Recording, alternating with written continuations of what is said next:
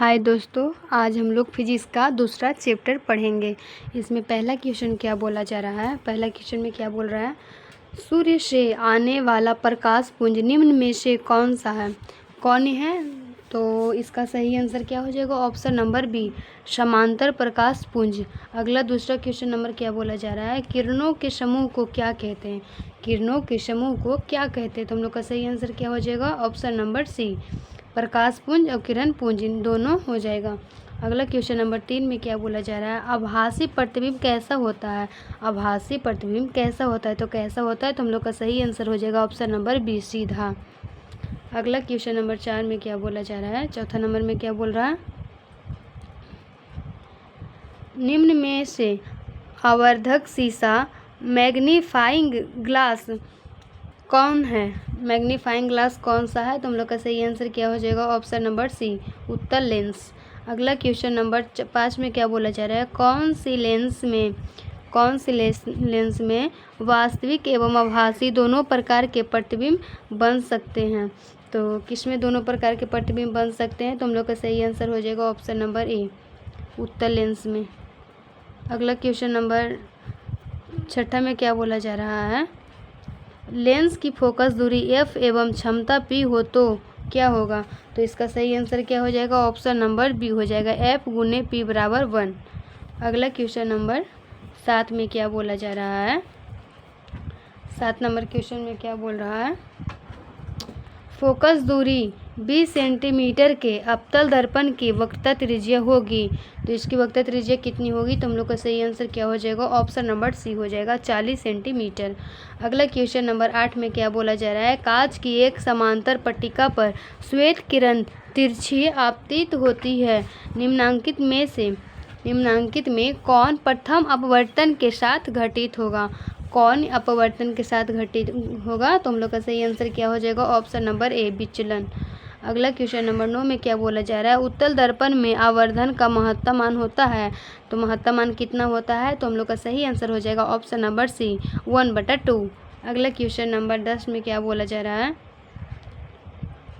10 number question में क्या बोल रहा है, किसी वस्तु का अवतल दर्पण द्वारा बना प्रतिबिंब आभासी, सीधा तथा वस्तु से बड़ा पाया गया तो वस्तु की स्थिति कहाँ होनी चाहिए। तो वस्तु की स्थिति कहाँ होनी चाहिए, तो हम लोग का सही आंसर हो जाएगा ऑप्शन नंबर डी, दर्पण के ध्रुव तथा मुख्य फोकस के बीच में। अगला क्वेश्चन नंबर 11 में क्या बोला जा रहा है, 11 नंबर में क्या बोल रहा है, फोकस दूरी 10 सेंटीमीटर के अवतल दर्पण के द्वारा उत्पन्न आवर्धन धनात्मक होगा यदि वस्तु दूरी का मान होगा, तो वस्तु दूरी का मान कितना होगा, तो हम लोग का सही आंसर हो जाएगा ऑप्शन नंबर सी, 10 सेंटीमीटर से कम होगा। अगला क्वेश्चन नंबर 12 में क्या बोला जा रहा है, फोकस से ध्रुव की ओर आने पर अवतल दर्पण में आवर्धन का मान होता है, तो आवर्धन का मान क्या होता है, तो बढ़ता है, ऑप्शन नंबर ए हो जाएगा। अगला क्वेश्चन नंबर 13 में क्या बोला जा रहा है, एक अवतल दर्पण के प्रधान अक्ष पर चलते चींटी का प्रतिबिंब सीधा है तथा बढ़ता जा रहा है, चींटी की गति की दिशा होगी, तो चींटी की गति की दिशा होगी तो किधर होगी, तो हम लोग का सही आंसर क्या हो जाएगा, ऑप्शन नंबर बी हो जाएगा, फोकस से ध्रुव की ओर, फोकस से ध्रुव की ओर। अगला क्वेश्चन नंबर 14 में क्या बोला जा रहा है, क्वेश्चन नंबर 14 में क्या बोल रहा है, यदि किसी बीम का प्रतिबिंब का आवर्धन ऋणात्मक है तो उस प्रतिबिंब की प्रकृति क्या होगी। तो उस प्रतिबिंब की प्रकृति क्या होगी, तो हम लोग का सही आंसर हो जाएगा ऑप्शन नंबर डी, वास्तविक और उल्टा। यदि अवतल दर्पण का निचला आधा भाग टूट जाए तो प्रतिबिंब होगा, तो प्रतिबिंब कैसा होगा, तो हम लोग का सही आंसर क्या हो जाएगा, ऑप्शन नंबर सी, कम तीव्र बनेगा। अगला क्वेश्चन नंबर 16 में क्या बोला जा रहा है, वायु का निरपेक्ष अपवर्तनांक वास्तव में होता है, तो वास्तव में कितना होता है, तो हम लोग का सही आंसर हो जाएगा ऑप्शन नंबर बी, 1 से अधिक। निम्नलिखित में किसका अपवर्तनांक सबसे कम होता है, तो सबसे कम किसका अपवर्तनांक होता है, तो हम लोग का सही आंसर हो जाएगा ऑप्शन नंबर सी, पानी। एक प्रकाश किरण एक समतल दर्पण पर लंबवत आपतित होती है, परावर्तन कोण का मान होगा, परावर्तन कोण का मान कितना होगा, तो हम लोग का सही आंसर क्या हो जाएगा, ऑप्शन नंबर डी हो जाएगा, अब 0 डिग्री। अगला क्वेश्चन नंबर 19 में क्या बोला जा रहा है, अवतल लेंस के द्वारा प्राप्त प्रतिबिंब होता है। तो प्राप्त प्रतिबिंब कैसा होता है, तुम लोग का सही आंसर क्या हो जाएगा, ऑप्शन नंबर डी, इनमें से सभी। वायु में अभिसारी लेंस है, वायु में अभिसारी लेंस है, तो हम लोग का सही आंसर क्या हो जाएगा, ऑप्शन नंबर सी हो जाएगा, कांच का उत्तल लेंस। एक मिनट। मानव नेत्र में किस प्रकार का लेंस पाया जाता है, मानव नेत्र में किस प्रकार का लेंस पाया जाता है, तो हम लोग का सही आंसर क्या हो जाएगा, ऑप्शन नंबर ए हो जाएगा, उत्तल लेंस।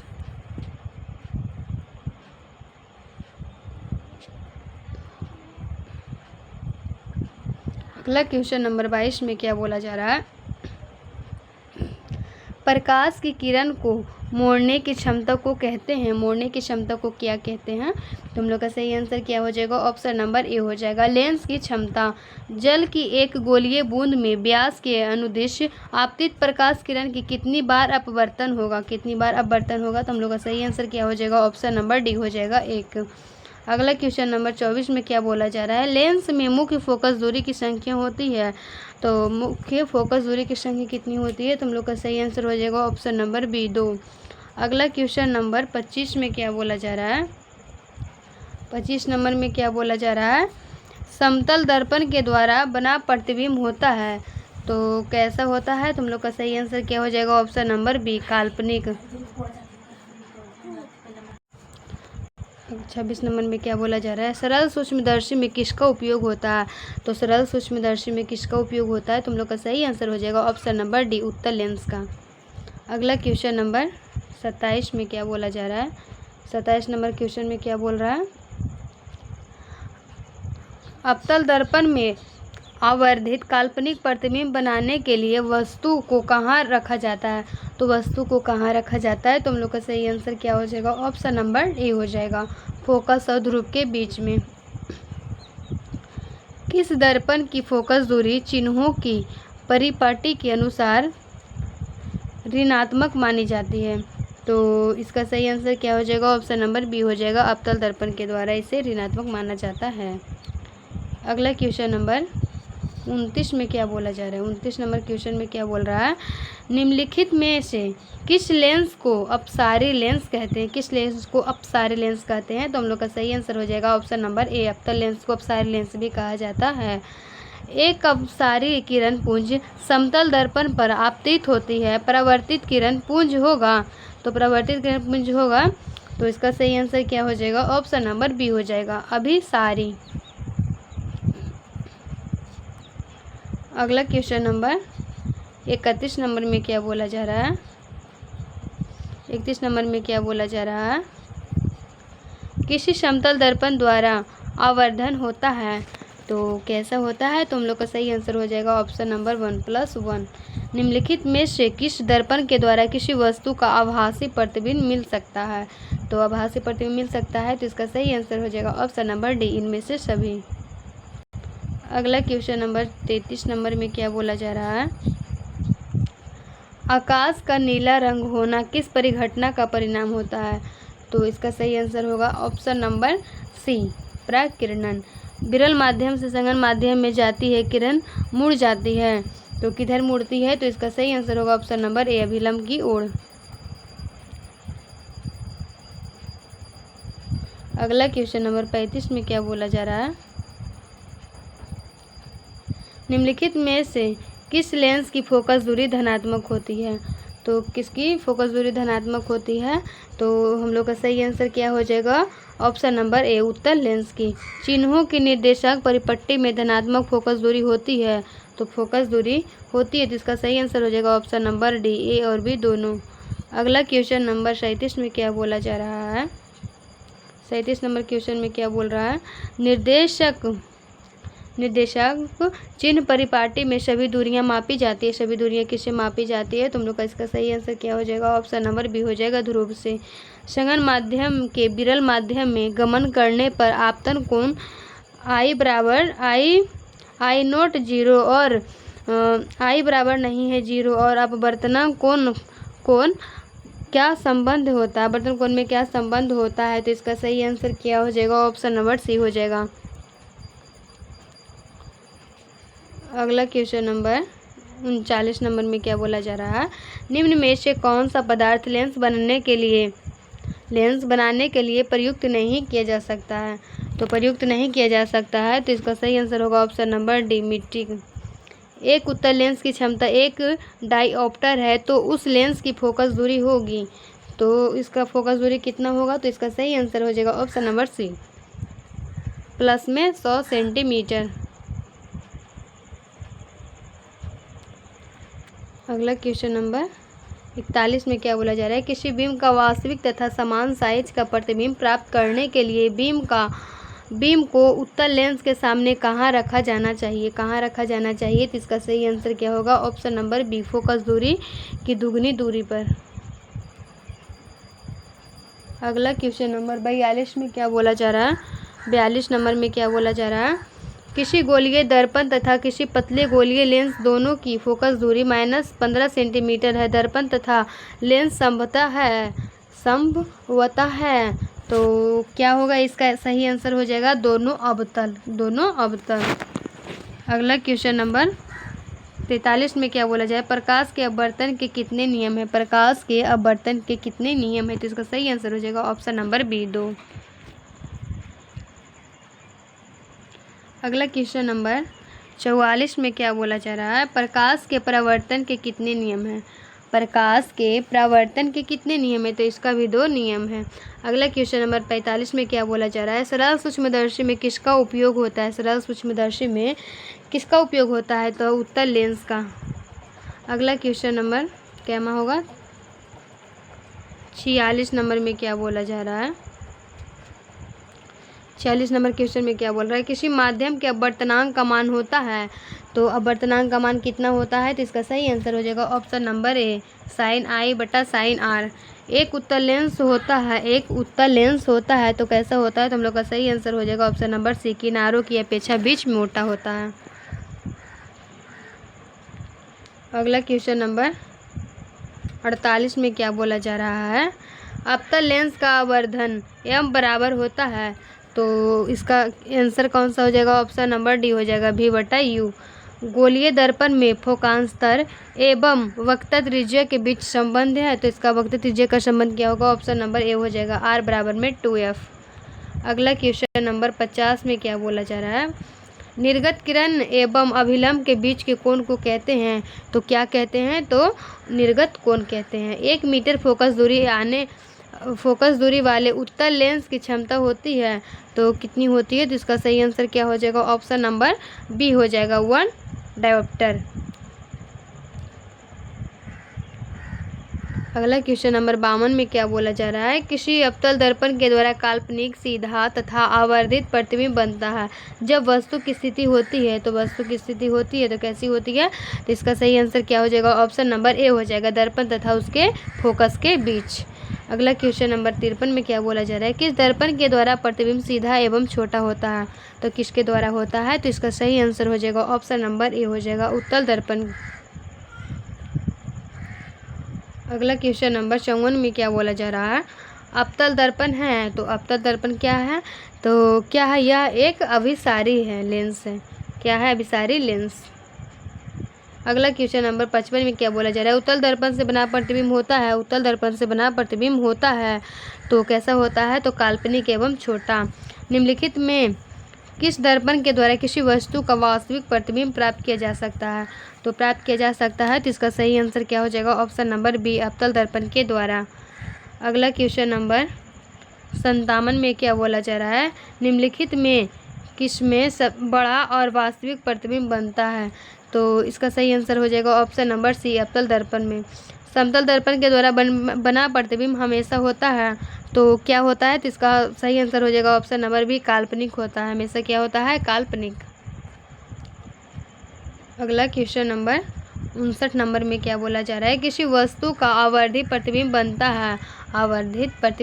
है, तो कैसा बनता है, तो इसका सही आंसर क्या हो जाएगा, ऑप्शन नंबर ए हो जाएगा, सीधा होता,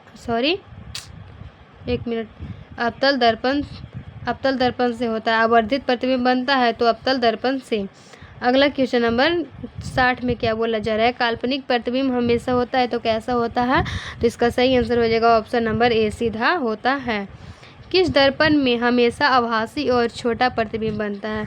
तो किस में हमेशा क्या बोलता है, छोटा और आभासी और छोटा प्रतिबिंब बनता है? तो किस में बनता है? तो इसका सही आंसर हो जाएगा ऑप्शन नंबर बी, उत्तल दर्पण में। अगला क्वेश्चन नंबर 62 नंबर में क्या बोला जा रहा है? निम्न में से किस दर्पण की फोकस दूरी धनात्मक होती है? तो धनात्मक होती है, तो हम लोग का सही आंसर हो जाएगा ऑप्शन नंबर बी, उत्तल दर्पण की। गोलीय दर्पण के ध्रुव और फोकस के बीच की दूरी को कहते हैं, तो क्या कहते हैं? तो इसका सही आंसर हो जाएगा ऑप्शन नंबर बी, फोकांतर। अगला क्वेश्चन नंबर 64 में वक्रता त्रिज्या r एवं फोकस दूरी f में संबंध है, जिसका सही आंसर हो जाएगा ऑप्शन नंबर ए, f बराबर में r/2। अगला क्वेश्चन नंबर 65 में क्या बोला जा रहा है? हजामत बनाने के लिए प्रयोग किया जाता है, तो किसका प्रयोग किया जाता है? तो हम लोग का सही आंसर क्या हो जाएगा ऑप्शन नंबर बी, अवतल दर्पण का। सोलर कुकर में प्रयोग किया जाता है, सोलर कुकर में किसका प्रयोग किया जाता है? तो हम लोग का सही आंसर हो जाएगा ऑप्शन नंबर ए, अवतल दर्पण का उपयोग किया जाता है। साइट लाइट की परावर्तक सतह होती है, सर्च लाइट की परावर्तक सतह होती है, तो इसका सही आंसर क्या हो जाएगा ऑप्शन नंबर बी हो जाएगा, अवतल दर्पण। अगला क्वेश्चन नंबर 68 में क्या बोला जा रहा है? रोगियों की नाक, कान, गले आदि की जांच के लिए डॉक्टर प्रयोग करते हैं, तो किसका प्रयोग करते हैं? तो हम लोग का सही आंसर क्या हो जाएगा ऑप्शन नंबर ए हो जाएगा, अवतल दर्पण का। पानी में डूबे एक उत्तल लेंस की फोकस दूरी हवा में इसकी फोकस दूरी अपेक्षा होती है, तो क्या होती है? तो इसका सही आंसर हो जाएगा ऑप्शन नंबर बी, कम होती है। जब उत्तल लेंस में बना प्रतिबिंब होता है, उत्तल लेंस में बना प्रतिबिंब क्या होता है? वास्तविक और उल्टा। अगला क्वेश्चन नंबर 71 में क्या बोला जा रहा है? उत्तल लेंस के द्वारा काल्पनिक प्रतिबिंब बनता है जब बिंब क्या? जिसका सही आंसर क्या हो जाएगा ऑप्शन नंबर बी हो जाएगा, फोकांतर से कम दूरी पर रहता है। लेंस की क्षमता होती है, तो क्या होती है? तो फोकस दूरी की व्युत्क्रम होती है। अगला क्वेश्चन नंबर 73 नंबर में क्या बोला जा रहा है? उत्तल लेंस में जब बीम f और 2f के बीच रखा जाता है तब बना प्रतिबिंब होता है, तो बना प्रतिबिंब कैसा होता है? तो इसका सही आंसर क्या हो जाएगा ऑप्शन नंबर ए, बड़ा और वास्तविक। दो वक्रीय पृष्ठ से घिरे ठोस माध्यम को कहते हैं, तो क्या कहते हैं? तो इसका सही आंसर क्या हो जाएगा ऑप्शन नंबर सी, गोलीय लेंस। अगला क्वेश्चन नंबर 55 में क्या बोला जा रहा है? किस लेंस का उपयोग कर दीर्घ दृष्टि दोष को संशोधित किया जा सकता है? तो संशोधित किया जा सकता है, तो हम लोग का सही आंसर हो जाएगा ऑप्शन इसका देखते हैं। इसका सही आंसर क्या हो जाएगा ऑप्शन नंबर डी हो जाएगा, बेलनाकार लेंस।